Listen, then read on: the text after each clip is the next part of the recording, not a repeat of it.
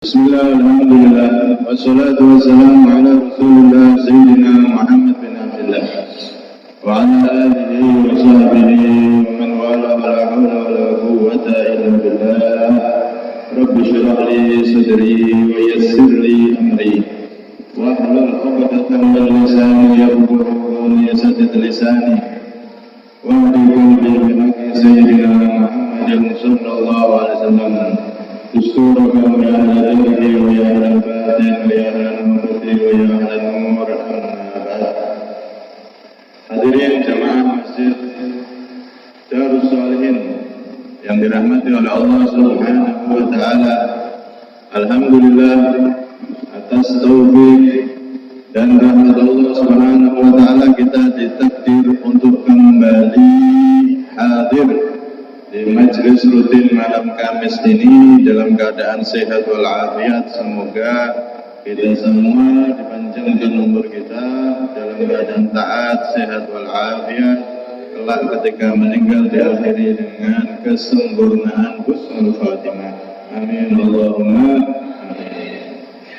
Alhamdulillah kita bisa berkumpul di masjid yang mulia ini, di masjid yang diberkahi oleh Allah Subhanahu wa taala. Ini adalah satu nikmat yang begitu besar dari Allah Subhanahu wa taala. Kita ditakdir bisa bersimpuh duduk di masjidnya Allah, di rumahnya Allah, dan untuk duduk bersama-sama untuk menghidupkan ilmunya Nabi sallallahu alaihi wasallam.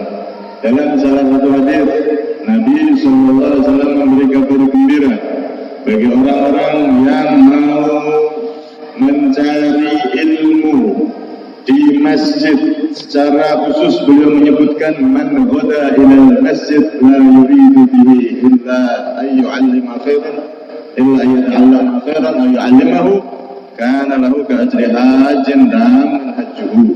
Kama qala Nabi sallallahu alaihi wasallam, barang siapa yang dia pergi ke masjid tidak ada tujuan apa-apa ke masjid kecuali ingin mengajarkan kebaikan, mengajarkan ilmu, atau dia mencari ilmu, belajar, mendengarkan ilmu, maka setiap orang yang hadir di masjid untuk mempelajari ilmu tersebut, baik yang menyampaikan ataupun yang mendengarkan, kata Rasulullah, kana lahu ka'ajri hajjin amman hajjuhu, setiap dari mereka mendapatkan pahala haji yang sempurna. Setiap saat kita hadir di majelis ilmu di masjid, maka ada pahala khusus. Selain pahala-pahala besar yang lain, ada pahala khusus yang disebutkan oleh Nabi. Setiap dari kita akan mendapatkan pahala haji. Hajinya bukan haji biasa, haji sempurna. Semoga majelis ini diterima oleh Allah dan kita mendapatkan pahala-pahala yang dijanjikan Rasulullah SAW. Amin Allahumma amin. Hadirin yang dirahmati oleh Allah Subhanahu wa taala, kita masuk pada pembahasan hikmah yang ke-60. Al-Imam Ibnu Athaillah As-Sakandari radhiyallahu anhu berkata, radhiyallahu anhu maqala radhiyallahu anhu, anta hurrun mimma anta alaihi aisun wa abdun mimma anta fihi tami'un. Engkau adalah orang yang merdeka, mimma anta alaihi aisun, dari sesuatu yang mana engkau putus asa dari sesuatu tersebut, tidak tergantung dengan sesuatu tersebut. Jadi kalau kita itu tidak tergantung dengan sesuatu, maka berarti kita merdeka dari sesuatu tersebut. Sebaliknya, wa abdun lima anta fihi tami'un, engkau akan menjadi budaknya sesuatu yang mana engkau tergantung dengan sesuatu tersebut, tamak dengan sesuatu tersebut. Di sini di dalam hikmah yang ke-60 ini beliau menggambarkan ada sifat manusia itu, ada yang punya sifat hurun, merdeka, ada yang punya sifat abdun, dia itu menjadi seakan-akan jadi budak. Ada manusia yang merdeka, ada manusia yang dijadikan budak. Nah, merdeka yang sejati itu bagaimana? Merdeka, manusia yang bebas, dan merdeka yang sejati itu bagaimana? Maka para ulama menyebutkan al-hurriyah Al-hurriyah nau'ani. Kemerdekaan yang sejati itu ada dua macam. Kemerdekaan itu ada dua macam. Yang pertama bagus dan yang kedua jelek. Yang bagus apa? Hurriyatun insaniyah, yaitu manusia yang dia itu merdeka, bebas dengan pertolongan Allah dari sifat-sifat yang jelek. Dia bebas, merdeka dari nafsunya, dari ambisinya, dari keinginan-keinginan, dorongan daripada hawa nafsunya. Dikasih pertolongan oleh Allah, jadi hamba yang bebas di dalam ketaatan. Yang kedua, hurriyatun hayawaniyah. Ada kemerdekaan yang sifatnya hewani. Kalau yang pertama tadi kemerdekaan insani, kemerdekaan manusia yang sejati, yaitu tatkala dia bisa bebas beribadah kepada Allah. Yang kedua, hurriyah hayawaniyah, kemerdekaan hewani. Dia bebas, tapi kebebasannya kebablasan, sehingga dia nuruti hawa nafsunya, nuruti ambisinya, dan seterusnya. Kelihatannya dia bebas, hidupnya happy, kesana kemarin tidak ada larangan, tidak ada batasan, mau ini bebas, mau itu bebas. Kelihatannya dia merdeka, tapi itu kemerdekaan, kebebasan yang sifatnya hewani, seperti binatang maksudnya. Binatang itu kan yang kuat menerkam yang lemah. Kalau ada makanan atau buah punya siapa ndak urus, penting diambil, bisa ngambil, jadi miliknya, dimakan. Karena binatang.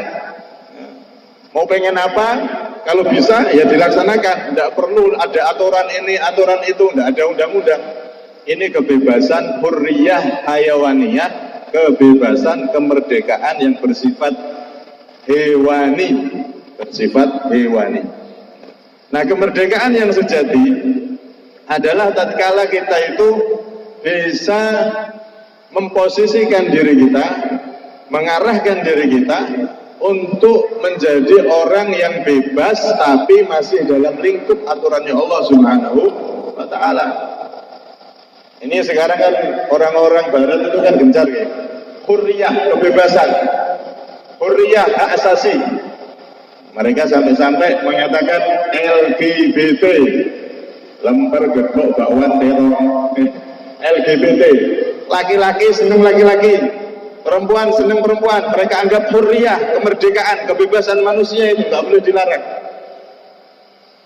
Mereka berkedok kemerdekaan, berkedok kebebasan, berkedok hak asasi, tapi sebetulnya itu justru membahayakan manusia itu sendiri. Coba kalau itu dibiarkan, akhirnya laki-laki sama laki-laki nikah, kawin kok laki-laki sama laki-laki, perempuan sama perempuan. Ini namanya jeruk makan jeruk. Kalau itu dibiarkan dan sampai berkembang pesat di dunia ini, ya bahaya, manusia bisa punah. Karena tidak mungkin laki-laki sama lelaki bisa punya anak, perempuan sama perempuan tidak mungkin punya anak. Manusia lama-lama akan punah, dan ini bahaya. Ini membahayakan kemanusiaan itu sendiri. Hak asasi manusia yang mereka harusnya bisa berkembang biak, tapi dengan LGBT ini bisa berbahaya. Hak asasi manusia bisa terancam punah. Alhamdulillah. Jadi karena itu dalam Islam tegas, yang namanya LGBT tidak ada toleransi. Tegas, tidak boleh, haram, harus dilarang, harus dibubarkan. Cuman dengan cara-cara yang bagus. Negara tidak boleh melegalkan, apalagi melindungi, tidak boleh. Berbahaya itu, bisa merusak tatanan kehidupan manusia. Karena itu Allah Subhanahu Wa Taala di dalam Al-Quran menyinggung akan hal ini. Am tahsabu anna aktsarahum yasma'una wa ya'qilun inhum illa kal an'ami bal hum adallu sabila. Manusia itu kalau nuruti kebebasannya, menuruti kemerdekaan yang versi dia sendiri, nantinya akan jadi rusak semuanya di dunia. Mereka akan berperilaku seperti kal an'am bal hum adallu sabila. Kalau manusia ini dibebaskan sebebas-bebasnya sesuai versi mereka masing-masing, maka mereka nanti akan kal an'am, seperti binatang, kata Allah. Bal hum adallu sabila, bahkan lebih parah, lebih sesat daripada binatang nantinya. Kalau binatang yang dimakan ya yang dia mau aja. Contoh harimau, dia cuma makan daging, tidak mungkin makan kayu, tidak mungkin makan rumput atau tumbuhan. Sawit dimakan sama harimau, tidak mungkin.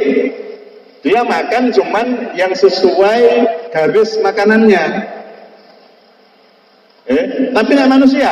Kalau manusia itu dibebaskan, tidak ada aturan, merdeka, bebas, hak asasi manusia, versi mereka sendiri tanpa ada aturan dari Allah yang mengatur kebaikan manusia, maka akan berbahaya.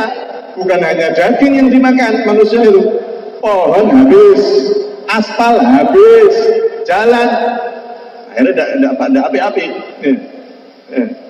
Ini manusia, belum manusia ini kalau dibebaskan berkedok merdeka, berkedok hak asasi, wah rusak nanti malah.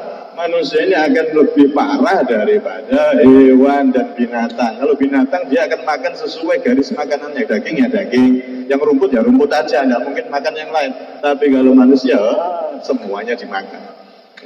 Mau daging, mau pohon, bahkan aspal, bahkan batu, bahkan hutan bisa habis semuanya dimakan oleh manusia yang berkedok merdeka sesuai versinya masing-masing. Karena itu di sini Al-Imam Ibn Athaillah menggambarkan kalau kita itu jadi manusia yang ketergantungan dengan sesuatu, justru di situ kita jadi manusia yang punya sifat budak. Tapi kalau kita tidak tergantung dengan sesuatu, ketergantungan kita hanya kepada Allah, disitulah kita jadi manusia yang benar-benar merdeka, benar-benar bebas, yang sejati, yang akan jadi hamba Allah yang baik, dan tatanan kehidupan ini pun akan semakin baik. Al-Imam Hasan Al-Basri, beliau pernah mengatakan, maktubun fit Taurah khamsatu ahrufin. Di kitab Taurat itu ada 5 nasihat. Yang pertama apa? Al-ghaniyatu fil qanaah. Kekayaan yang sejati itu di dalam sifat menerima, hati yang bersyukur, menerima apa yang diberi oleh Allah. Itulah sejatinya orang yang kaya. Kalau orang itu hatinya nggak menerima apa pemberian yang telah diberikan oleh Allah, sebanyak apapun dia tetap merasa kurang. Duitnya sakeh, uangnya sudah banyak, tapi merasa kurang terus. Ini bukan orang kaya sejatinya. Itu justru adalah orang yang miskin, orang yang selalu merasa kurang. Jadi kekayaan sejati di saat kita punya sifat di hati itu menerima apa yang diberikan oleh Allah, bahkan mensyukuri nikmat dari Allah Subhanahu wa taala. Wassalamatu fil uzlah, keselamatan itu berada di dalam banyak menyendiri. Banyak menyendiri, jangan banyak gaul terhadap orang yang mengajak kita kepada kejelekan. Banyak-banyak di rumah, banyak-banyak bergaul dengan orang yang baik, kumpul di majelis semacam ini. Ini jadi selamat kita. Tapi kalau kita itu sering kumpul macam-macam dan lain-lain, kalau kita tidak kuat berbahaya. Wassalamah fil uzlah, keselamatan yang sejati adalah tatkala kita menyendiri atau kita berkumpul dengan orang-orang yang baik. Kemudian yang ketiga, wal hurriyatu fi rafdis syahwat. Nah ini, kemerdekaan, kebebasan yang sejati itu tatkala kita bisa bebas dari cengkraman hawa nafsu kita. Kalau manusia itu bisa terbebas dari cengkraman hawa nafsunya, cengkraman ambisinya, maka dia jadi hamba Allah yang benar-benar merdeka. Tapi sebaliknya, kalau manusia itu dicengkram oleh ambisi dan keinginan nafsunya, ambisi misal pengen kaya raya, akhirnya kerja, siang dibuat malam, malam dibuat siang, kaki dibuat kepala, kepala dibuat kaki, dan seterusnya, ngejar duit terus. Sebetulnya orang ini bukan orang merdeka. Sebetulnya orang seperti ini bukan orang yang berarti dia akan dapat kaya raya, menikmati kekayaan. Tidak, justru dia jadi budak dunia. Siang malam tidak tahu siang, tidak tahu malam, tidak tahu pagi, tidak tahu sore. Terus dia bergelut dengan keinginan dan hawa nafsunya tadi itu. Pengen dapat uang, sholatnya hilang semua, ibadahnya hilang semua. Bahkan mungkin kebersamaan dengan keluarga kadang-kadang hilang apa? Pergi pagi, pulang sore, sampai rumah langsung tidur, tidak pernah cengkrama sama anak istrinya dan punya waktu yang sangat sedikit untuk keluarga. Apakah yang seperti ini kemerdekaan? Apa yang seperti ini kebebasan yang sejati seorang hamba? Tidak. Kalau kita itu menuruti hawa nafsu kita, ambisi kita, maka justru di situ kita akan menjadi budak nafsu kita. Na'udzubillah min dzalik. Wal mahabbah fi tarkir rughbah. Nasihat yang keempat, kecintaan Allah adalah di dalam meninggalkan cinta yang berlebihan terhadap dunia. Kerja ya kerja, tapi sholat tetap utama. Kerja ya kerja, puasa tetap utama. Kalau bisa seperti itu, dunia tidak menghalangi akhirat kita, maka di situ Allah akan cinta kepada kita. Kemudian yang nasihat yang kelima, yang terakhir di kitab Taurat tadi itu, wattamattu fi ayamin tawilah bisabri fi ayamin qalilah. Kenikmatan kelak di akhirat, yaitu selama-lamanya di akhirat, itu ditentukan seberapa besar kita sabar di dunia ini.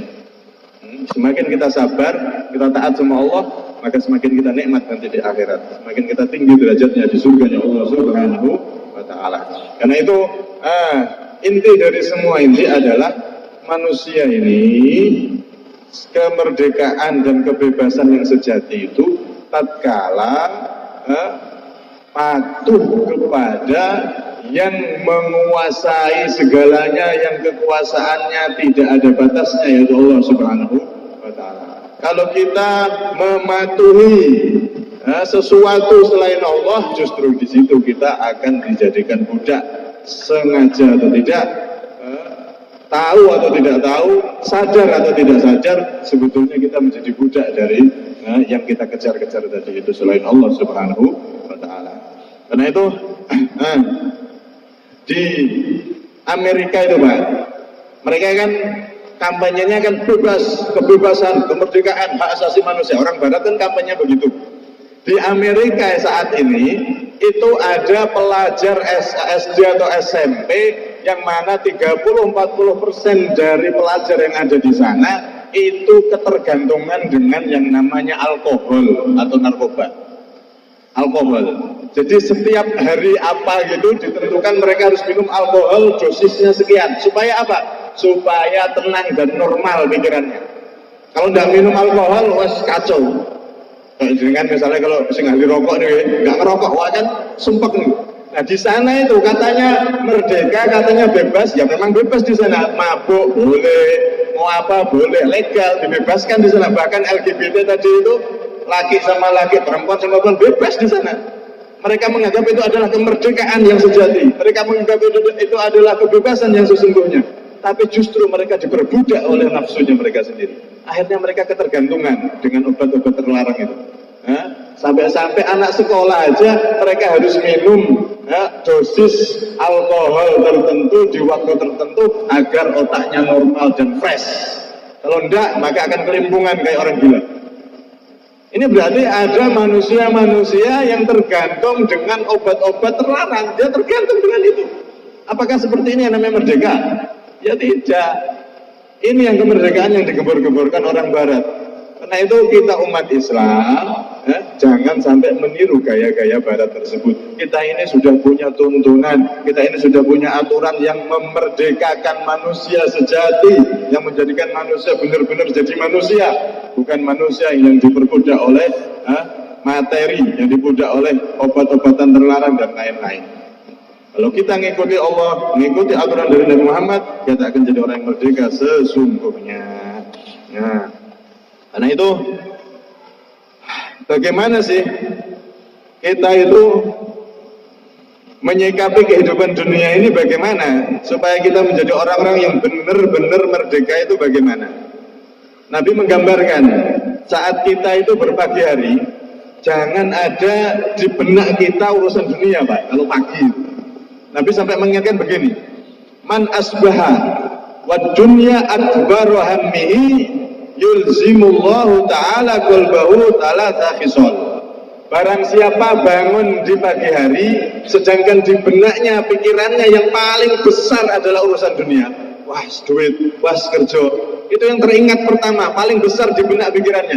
Bukan wah saya sholat ke masjid, bukan sholat yang pertama kali dia pikir, tapi malah urusan duniawi. Hati-hati kata Rasulullah. Apa?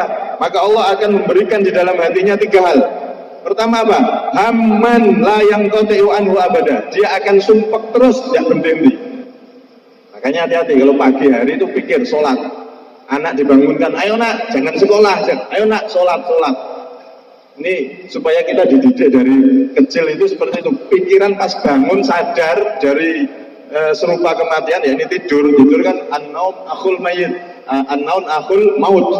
Mati itu adalah saudara kembarnya kematian. Ya, yang tidur kan seperti orang mati. Di sate enak ini, kebul-kebul, ya tidak milih, turun.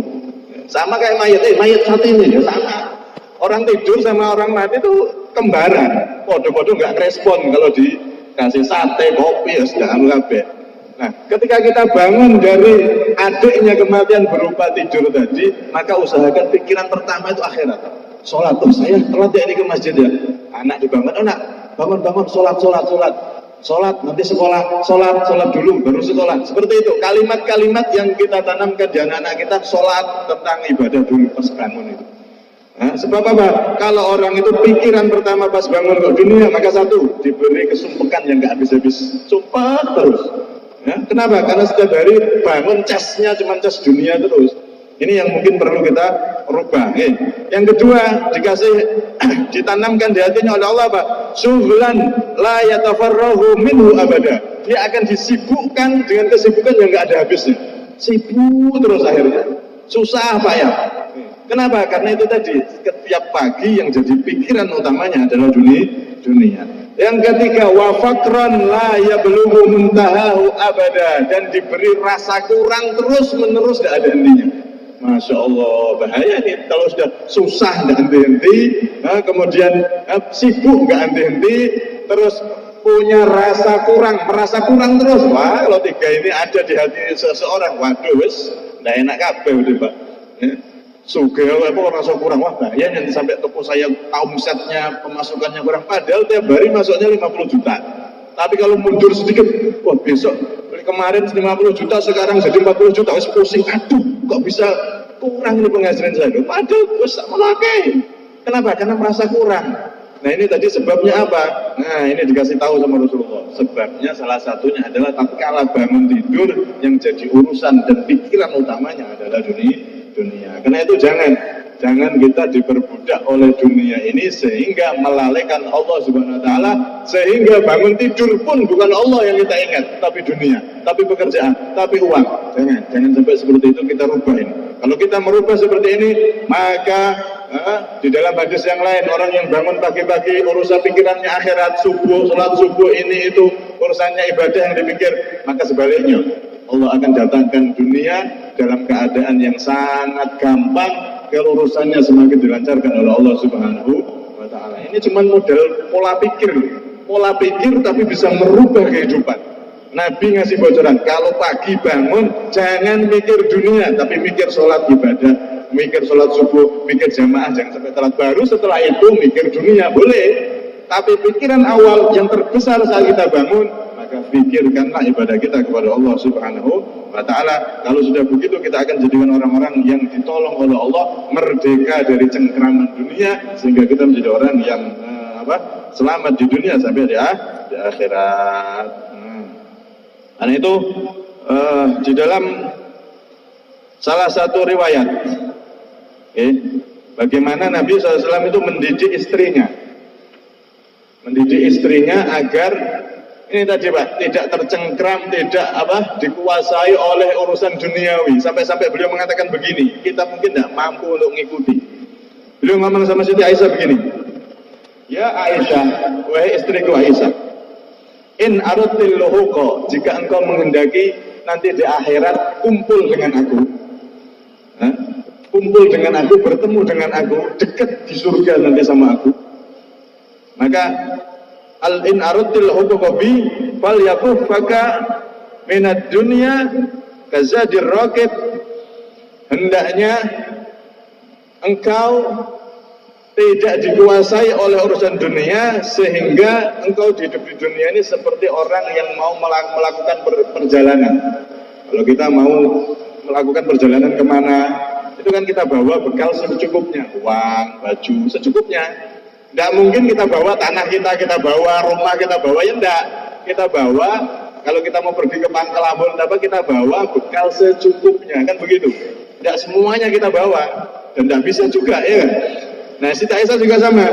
Kamu hidup di dunia, usahakan seperti orang yang musafir, bawa secukupnya, bawa bekal yang manfaat, yang perlu dibawa, yang nggak perlu dibawa jangan dibawa. Yang manfaat dibawa, sekiranya dimanfaatkan di perjalanan, bawa itu, yang nggak tinggal. Sampai-sampai wa iyyaka wa mujalasatal aghnia, beliau sampai mengatakan sama Siti Aisyah, jangan engkau sering duduk dengan orang-orang yang enak-enak hidupnya, orang-orang yang kaya raya yang kelihatan enak terus hidupnya. Kalau engkau sering duduk sama mereka, akhirnya engkau kurang tidak jadi orang yang bersyukur. Nah, kita itu sering melihat orang, enak ya orang itu rumahnya, enak orang itu kendaraannya, enak ya kehidupannya, masya Allah banyak. Kita sering lihat orang-orang yang kaya itu, akhirnya kita tidak bersyukur, Pak. Kita merasa seakan-akan jadi orang yang tersiksa. Hidup saya kok gini-gini aja, Allah ini bagaimana? Akhirnya nanti malah marah sama Allah. Padahal Pak, kalau kita balik, kita ini jadi manusia aja sudah harusnya bersyukur. Kita sama binatang-binatang itu sama-sama nggak pernah bayar Allah. Ya Allah, nanti kalau saya hidup di dunia, saya jadikan manusia, ya Allah. Nggak pernah. Kita nggak pernah nyogok, ya Allah, nggak pernah bayar, nggak pernah apa, tapi kita dijadikan manusia. Yang mana manusia ini fasilitasnya lebih lengkap, pakaian dikasih Allah, makanan bisa macam-macam. Coba itu hewan itu, pakaian tidak ada, makanan ya itu seadanya. Kadang ayam itu cari makan ke sana kemari, kucing cari makan ke sana kemari, kadang tidak dapat seharian. Nggak kenal es jus, nggak kenal kopi, nggak kenal ini itu. Tapi kalau kita tidak punyanya kita itu Pak, lebih nikmat daripada kehidupan binatang. Mau makanan, mau pakaian, mau tempat, lebih nyaman kita. Hewan tidak punya rumah, hujan kehujanan, kita walaupun jelek-jelek tetap punya rumah, bisa singgah di bangunan dan seterusnya. Kita itu jadi manusia aja sudah bersyukur, tidak ada ngeluh sama Allah. Belum lagi kita jadikan umat Islam, dikasih iman, dikasih Islam sama Allah, dikasih menjadi umatnya Nabi Muhammad yang nanti di akhirat dijanjikan oleh Allah akan masuk surga terlebih dahulu, mengalahkan para umat yang terdahulu. Kita ini sama Nabi Muhammad nanti masuk surga dulu, baru umat yang lain boleh masuk surga. Saat nabi-nabinya yang lain selain Nabi Muhammad semuanya stop, berhenti dulu. Nabi Muhammad dan umatnya masuk surga semua dulu, baru nabi-nabi dan umatnya dipersilakan masuk surga. Ini nikmat besar. Nah, kalau kita itu sering lihat orang kaya, sering gaul sama orang kaya, hidupnya polanya pola kaya terus, akhirnya nanti kita jadi orang yang kurang bersyukur. Makanya di sini Nabi pesan sama Siti Aisyah, wa iyyaka wa mujalasatal aghnia, wa Siti Aisyah, hati-hati ya, jangan sampai sering lihat orang-orang kaya, duduk bersama mereka keseringan, keakraban, jangan. Nanti kamu jadi orang yang kurang bersyukur sama Allah Subhanahu wa ta'ala. Kemudian yang pesan Nabi Rasulullah bagaimana? Wala tastakhlati thawban hatta turaqqihi.